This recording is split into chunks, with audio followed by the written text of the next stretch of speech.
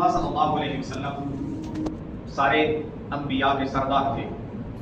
رسول اللہ صلی اللہ علیہ وسلم کی امت ساری امتوں کی سردار ہے۔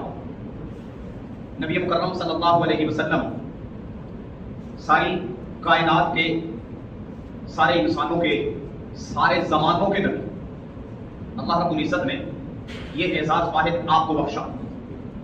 یہی وجہ ہے کہ اللہ رب العزت نے سارے انبیاء سے رسول اللہ صلی اللہ علیہ وسلم کے اوپر ایمان لانے اور آپ کی مدد کرنے کا عہد لیا۔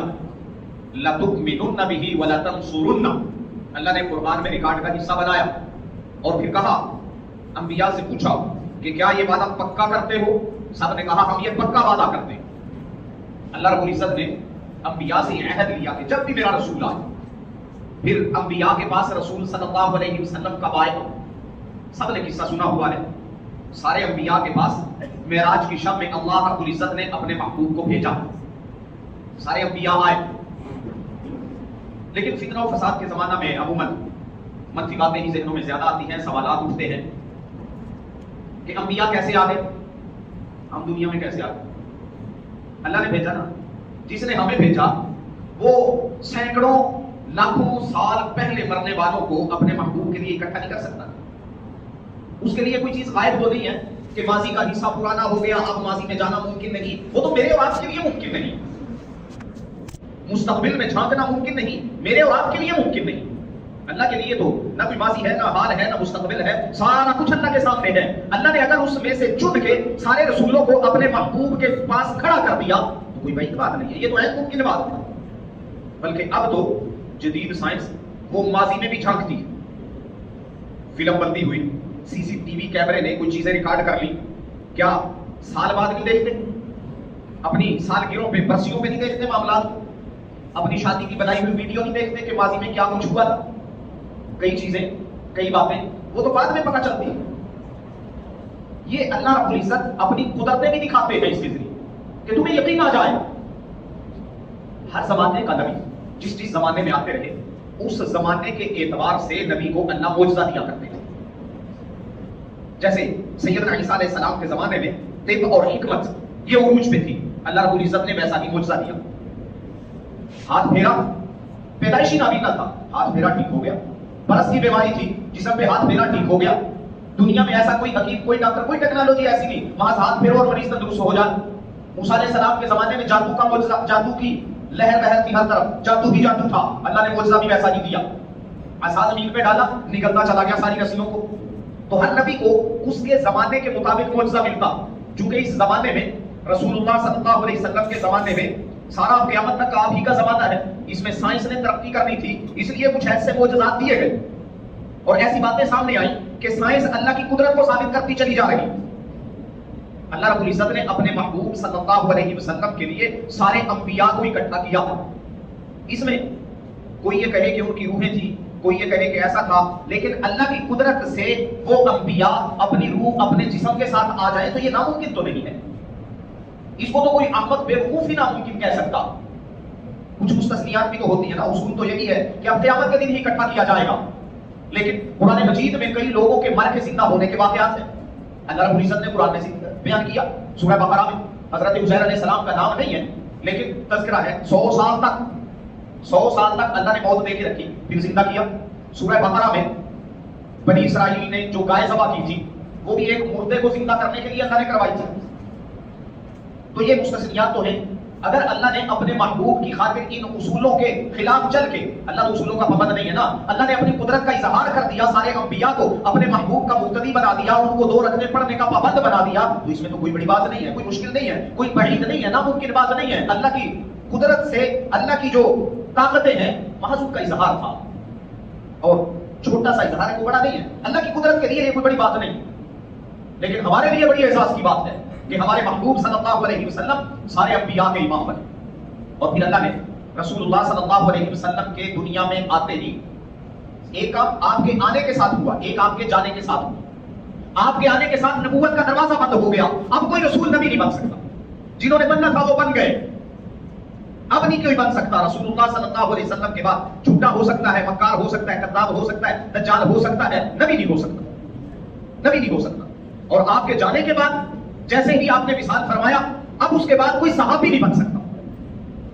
صحابی بننا اللہ کے نبی صلی اللہ علیہ وسلم کی زندگی میں تھا, اب کوئی صحابی نہیں بن سکتا. اللہ نے یہ اعزاز انہی کے لیے رکھا تھا جن کو اپنے محبوب کے لیے چن لیا. انبیاء کی امامت کے لیے اللہ نے اپنے محبوب کو چنا, اور دنیا کی قیادت کے لیے, دنیا کی سیادت کے لیے, اپنے دین کی سربلندی کے لیے اپنے محبوب کے صحابہ کو چنا. یہ اللہ کا اختیار تھا.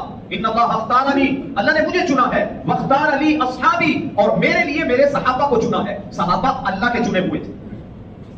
اب ایک جو پراپوگنڈا کیا جاتا ہے, بڑا زور و شور سے یہ پراپوگنڈا ہے, ہماری نوجوان نسل خصوصاً ادھیڑ عمر کے بھی عموماً ان کو بھی پتہ نہیں, بلکہ اگر میں کہوں بوڑھے باپے ان کو بھی کم ہی پتہ ہے صحابہ کی عظمتوں کا, صحابہ کے رتبوں کا, صحابہ کے فضائل کا. چند ایک حصے ہیں بس وہ سنے ہوئے ہیں. صحابہ کی حقیقی عظمتیں, رتبے, بلندیاں, رفعتیں کیا ہیں یہ نہیں پتہ, ان کا تذکرہ نہیں ہوتا, تذکرہ چھوٹ گیا.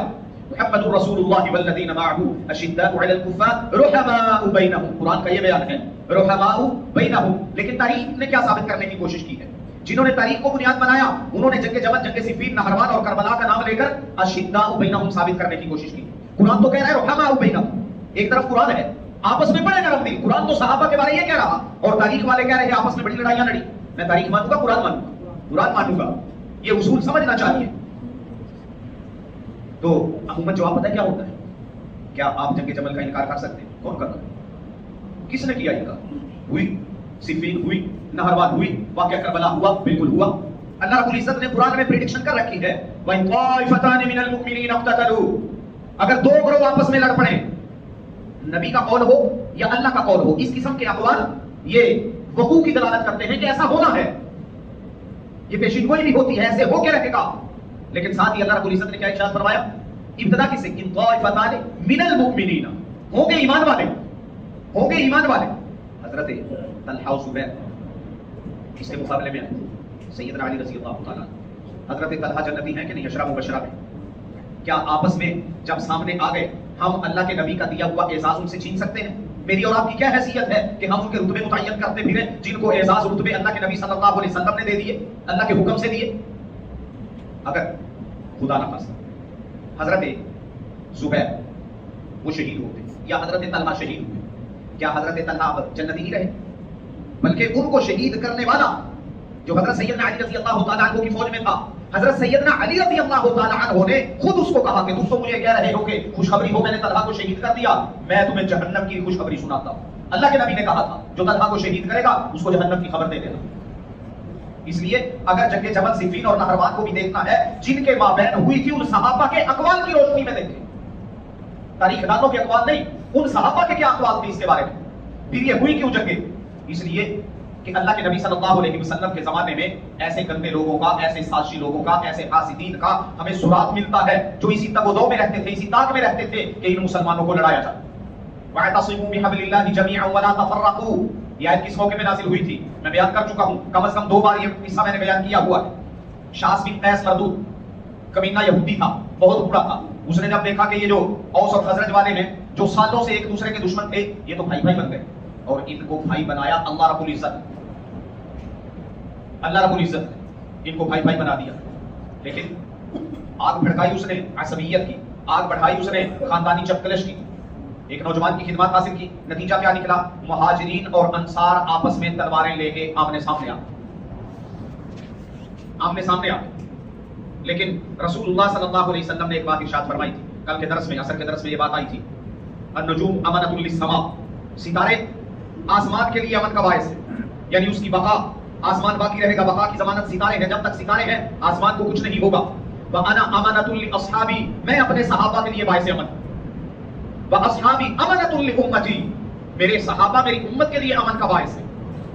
اللہ کے نبی صلی اللہ علیہ وسلم ارشاد فرما رہے کہ میرے صحابہ میری امت کے لیے امن کا باعث ہیں. تاریخ کہہ رہی نہیں تو تاریخ مانوں گے, اللہ کے نبی کی بات مانوں, اللہ کے نبی کی بات ماننی ہے. صحابہ کو جب بھی دیکھنا ہے تو اللہ کے نبی کے اقوال کی روشنی میں دیکھنا ہے, قرآن کی روشنی میں دیکھنا ہے. ابن عربی, محی الدین ابن عربی, ان کا ایک قصہ سچا ہے کہ نہیں ہے, لیکن ایک بات ہمیں ضرور سمجھ آتی ہے, ایک اصول سمجھ آتا ہے. ان کے جو شیخ تھے, ایک آدمی ان کے شیخ کو اچھا نہیں سمجھتا تھا, ان کے پیر صاحب کو برا کہا کرتا تھا, جس کی وجہ سے ابن عربی جب کبھی تذکرہ کرتے تو اس آدمی کا اچھا تذکرہ نہیں کرتے تھے. ان کے دل میں نفرت تھی, کیوں؟ میرے شیخ کو گالیاں دیتا, میرے شیخ کو گالیاں دیتا ہے، میرے شیخ سے نفرت کرتا ہے، میرے شیخ سے نفرت کرتا ہے۔ ایک عام سی بات، ایک عام سا اصول، بات میں یہ آتا ہوں اپنی بات کی طرف۔ مجھے آپ میں سے کسی میں ہمت ہے کوئی مجھے بے غیرت کہے؟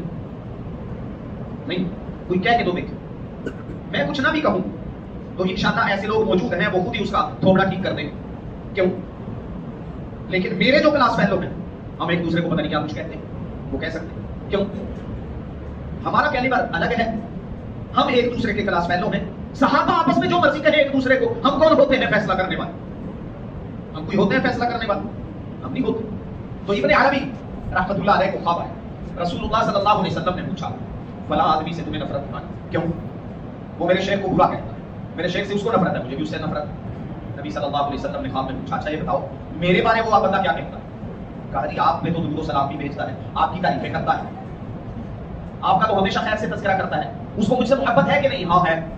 رسول اللہ صلی اللہ علیہ وسلم نے پوچھا اچھا مجھ سے محبت کرے اس کی تو تمہیں کوئی پرواہ نہیں ہے، لیکن تیرے شیخ سے نفرت کرے تو مجھ سے نفرت کرنے لگ جاؤ، اس کا مطلب ہے تم نے میری محبت کی لاج نہیں رکھی، اس کا جو میرے ساتھ تعلق تھا تم نے اس کی لاج نہیں رکھی، تم نے اپنے تعلق کو دیکھا ہے، میرے تعلق کو نہیں دیکھا۔ اسی وقت صبح ہوئی تو ابن عربی نے جا کے معافی مانگی اور سارا قصہ بیان کیا کہ آئندہ اصول کیا ملا، صحابہ کا اللہ کے نبی کے ساتھ تعلق کیسا، صحابہ اللہ کے نبی صلی اللہ علیہ وسلم میں جان نثار کیا کرتے تھے، اللہ کے نبی کی خاطر قربان ہوا کرتے تھے۔ تو ہم نے دیکھنا ہے صحابہ کو اللہ کے نبی کے تعلق کے ساتھ کہ اللہ کے نبی صلی اللہ علیہ وسلم کے ساتھ تعلق کیسا تھا، اس آئینے میں دیکھیں صحابہ کو۔ قرآن نے صحابہ کے بارے میں کیا کہا ہے اس آئینے میں دیکھیں۔ قرآن مجید میں تقریباً 20% آیات صحابہ کے بارے میں ہے، کوئی معمولی نہیں، 1000 سے زیادہ آیات ہیں، 1200 کے قریب آیات صحابہ کے بارے میں، 300-400 تو ایسی ہیں بڑی واضح جن کا مصداق صحابہ کے سوا کوئی اور نہیں ہے، کوئی اور نہیں۔ اللہ رب العزت تو ان کی وفاؤں کو بیان کرے، اللہ ان کی جانثاری کو بیان کرے، ان کے تقوی کو بیان کرے، ان کے ایمان کو بیان کرے، ان کے جہاد کو بیان کرے، خطا ہو گئی تو ان کی معافیوں کو بیان کرے، اللہ کے نبی صلی اللہ علیہ وسلم کے ساتھ ان کی معیت کو ذکر کرے، ان کے رکوع کا، ان کے سجدوں کا، ان کی توبہ کا ذکر کرے اللہ رب العزت، اور ہم مقابلے میں تاریخ لے آئیں۔ اس کا مطلب ہے تاریخ کی اہمیت زیادہ ہے، قرآن کی اہمیت نہیں۔ تو شاذ بن قیس نے لڑوانے کی کوشش کی، لیکن اللہ کے نبی صلی اللہ علیہ وسلم موجود تھے اور رسول اللہ صلی اللہ علیہ وسلم نے ارشاد فرمایا ہے انا امنۃ لاصحابی، میں اپنے صحابہ کے لیے امن کیا باعث ہوں۔ آپ علیہ السلام کو پتہ چلا، فوراً پہنچے، رسول اللہ صلی اللہ علیہ وسلم نے ارشاد فرمایا کہ میرے ہوتے ہوئے ایسا کرو گے۔ اسی وقت جو تلواریں لیے کھڑے تھے ایک دوسرے کو گلے لگا کے رونے لگے۔ ایک بات سمجھ آتی ہے، انسانی جذبات، کچھ کمینے انسانی جذبات کو ایسا بھڑکانے کی کوشش کرتے ہیں کہ اللہ کے نبی کی موجودگی میں، خیر القرون میں، سب سے بہترین زمانے میں، بہترین انسانوں میں، بہترین شہر میں بھی مسلمان ایک دوسرے کے خلاف تلواریں لے کے کھڑے ہو سکتے ہیں۔ کیا یہ سمجھ نہیں آتی اس قصے سے؟ ایک واقعہ اور بھی آیا تھا، تب منافقین نے ایسا کیا تھا۔ غزوہ بنو مصطلق کے موقع پر حضرت عمر رضی اللہ تعالیٰ عنہ کے غلام کا ایک قصہ پیش آیا تھا، جس کی وجہ سے انصار اور مہاجرین آپس میں ایک دوسرے کے خلاف تلواریں لے کے آ گئے۔ منافقین نے بیچ میں سازش کی تھی۔ ان واقعات سے کیا سمجھ آ رہا ہے کہ اس امت کے خلاف سازشیں اللہ کے نبی صلی اللہ علیہ وسلم کے دور سے ہوتی چلی آ رہی ہیں، اور ابتدا کس نے کی؟ سب سے خطرناک سازشیں کس نے کی؟ یہود نے۔ اس لیے اللہ نے قرآن میں ریکارڈ کا حصہ بنایا، لَتَجِدَنَّ أَشَدَّ النَّاسِ عَدَاوَةً لِلَّذِينَ آمَنُوا الْيَهُودَ وَالَّذِينَ أَشْرَكُوا۔ سورہ مائدہ غالباً آیت نمبر 80، جہاں چھٹا پارہ ختم ہو رہا ہے وہاں دیکھیے گا جا کے۔ لَتَجِدَنَّ أَشَدَّ النَّاسِ عَدَاوَةً، سب سے زیادہ عداوت میں سب یہودی اور مشرک، یہودی اور مشرک۔ تو یہود نے اللہ کے نبی کے زمانے میں بھی لڑانے کی کوشش کی۔ اس کا مطلب ہے کہ بعد میں بھی جب ہم دیکھیں گے اگر صحابہ کی کہیں لڑائیاں ہوئی ہیں، سب سے پہلے ہم سازشی عناصر کو دیکھیں گے کہ یہ سازش کی کس نے، سازش کس نے کی ہے، تو سب سے پہلے دھیان کس طرف جانا چاہیے؟ یہود کی طرف۔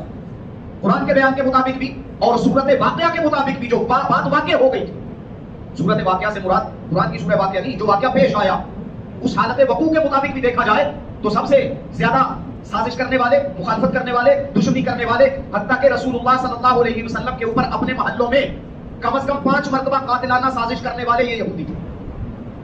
پھر اس کے بعد دوسرا نمبر آتا ہے منافقین کا۔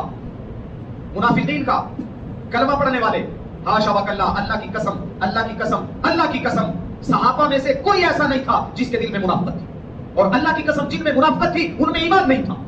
وہ صحابی نہیں تھے، منافق تھے، صحابی نہیں تھے، صحابہ میں منافقت نہیں تھی۔ تو یہ چیزیں ہمیں اصول بتاتی ہیں، ہمیں بتایا جاتا ہے کہ ایسا ہونا ہے۔ قرآن نے بھی کیا کہا؟ وَإِن طَائِفَتَانِ مِنَ الْمُؤْمِنِينَ اقْتَتَلُوا، اگر مسلمانوں کے 2 گروہ آپس میں لڑ پڑے تو کرنا کیا ہے؟ آپس میں صلح کرانی۔ اس صلح پہ سب سے بڑا عمل کس نے کیا تھا؟ اس صلح والے حکم پہ سب سے بڑا عمل کس نے کیا تھا؟ حضرت حسن رضی اللہ تعالیٰ عنہ نے. اور کس کے حق میں کیا تھا؟ بنو امیہ کے حق میں. بنو امیہ کے حق میں کیا تھا. لیکن بنو امیہ کو کیا بنا کے پیش کیا جاتا؟ تاریخ تو بنو امیہ کو ظالم ثابت کرنے پہ زور لگاتی ہے، جبکہ پوری تاریخ دیکھ لیں اللہ کے نبی صلی اللہ علیہ وسلم کی مکے میں بنو امیہ نے دشمنی کی. لیکن یاد رکھیے گا اتبا شیبہ کو یہ صرف بدر میں مقابلے پہ آئے، یا ایک وہ موقع مکے کے اندر آیا تھا جب اتبا نے اللہ کے نبی صلی اللہ علیہ وسلم پہ حملہ کیا. لیکن جو گھرانہ، جس گھرانے کی وجہ سے بنو امیہ پہ تان کیا جاتا ہے، حضرت ابو سفیان رضی اللہ تعالیٰ عنہ کا مکے کی پوری زندگی میں جناب ابو سفیان کا اللہ کے نبی صلی اللہ علیہ وسلم کے اوپر تشدد کرنا، گالیاں دینا کہیں کوئی ثابت نہیں کر سکتا.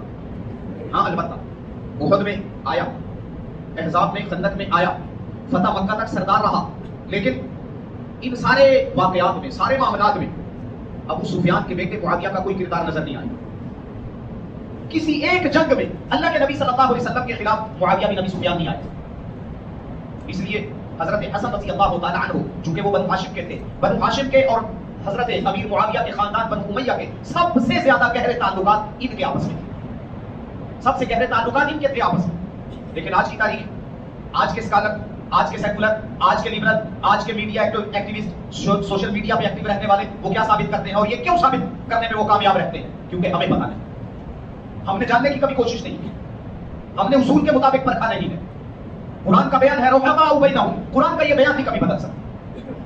اس لیے کہ قرآن مجید جس نے اتارا ہے، جس ہستی کا یہ کلام ہے، اس کے سامنے وہ ازل سے لے کر ابد تک ہمیشہ کا زمانہ اس کی آنکھوں کے سامنے ہے، اس کو معلوم ہے. اس لیے اس نے یہ سرٹیفکیٹ دیا ہے رحماء بینہم، آپس میں بڑے نرم دل ہیں. اب تاریخ اگر کہے اشداء علی المسلمین تو کیا یہ مانیں گے؟ یہ قرآن کہتے ہیں اشداء علی الکفار، کافروں پہ سخت ہیں. ہم یہ مانیں گے؟ ہم یہ نہیں مانیں گے کہ مسلمانوں پہ بھی سختیاں کی ہیں انہوں نے، یہ ہم نہیں مان سکتے. جناب والا سختیاں تو ہوئی ہیں. پھر سوال یہ اٹھے گا تو حضور یہ بھی تو دیکھیں سختیاں کروانے والے تھے کون؟ کمینے تو وہ ہیں، ان کی کمینگی انہی تک رہے. حضرت آدم علیہ السلام کو اللہ نے منع کیا تھا درخت کا پھل کھانے سے، ہاں کیا تھا. پھر انہوں نے کھایا کہ نہیں کھایا؟ کھایا. اللہ نے کیا کہا؟ وَلَقَدْ عَهِدْنَا آدَمَ مِن قَبْلُ فَنَسِيَ، ہم نے آدم سے عہد لیا، آدم بھول گئے. اللہ کی سنی بیان کر رہے ہیں، اللہ آدم علیہ السلام کی صفائی پیش کر رہے ہیں کہ آدم سے تو بھول ہو گئی. مجرم کون تھا پھر؟ فَأَزَلَّهُمَ الشَّيْطَانُ، شیطان نے ان کو پھسلا دیا. اللہ مجرم بھی بتا رہے ہیں. مجرم کون ہے؟ مجرم شیطان ہے. درخت کا پھل کھایا آدم نے، لیکن مجرم کون ہے؟ شیطان ہے. آدم درخت کا پھل کھانے کے باوجود بھی اللہ صفائیاں پیش کر رہے ہیں، اور مجرم کس کو قرار دے رہے ہیں؟ شیطان کو. صحابہ کی اگر کہیں آپس میں لڑائی ہو بھی گئی ہے، وہ رحماء بینہم ہے، مجرم سازش کرنے والے لوگ جو آج بھی موجود ہیں ہماری صفوں میں، لڑانے کی کوشش کرتے ہیں، صحابہ سے بدزن کرتے ہیں. آپ کو خود پتہ چل جائے گا، جس کا بیان سننے سے صحابی کی محبت دل میں آتی ہے یہ اللہ کے نبی سے محبت کرتا ہے، اور جس کا بیان سن کے کسی بھی صحابی کے خاندان کے بارے میں نفرت آتی ہے یہ سازشی آتی ہے، یہ صحابہ کا دشمن. کوئی بڑی بات تو نہیں ہے، یہ موٹا سا اصول ہے، عقل میں آنے والا اصول ہے. جو مکے کی زندگی تھی نا، مکے کی زندگی میں بنو ہاشم کے جعفر، حمزہ، عباس، علی یہ مسلمان، بنو ہاشم میں سے یہ مسلمان. اور بنو امیہ میں پتہ کتنے تھے؟ 12 مسلمان ہوئے تھے بنو امیہ سے. اللہ کے نبی صلی اللہ علیہ وسلم کے ساتھ محبت، سیدنا حمزہ کے ساتھ ہمیں محبت ہے بالکل ہے.